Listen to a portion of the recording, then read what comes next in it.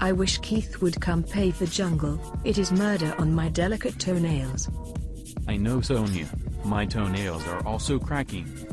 You know, Marion, these men like Keith and Richard just don't understand how delicate our feet and toenails are. But don't let's tile and craft lay just any rubbish down, it has to be Coro brick or I'll rather suffer with broken toenails. Richard was in early on Monday and I thought he might bring my team here to the jungle and get them to start the preparation work in the meantime.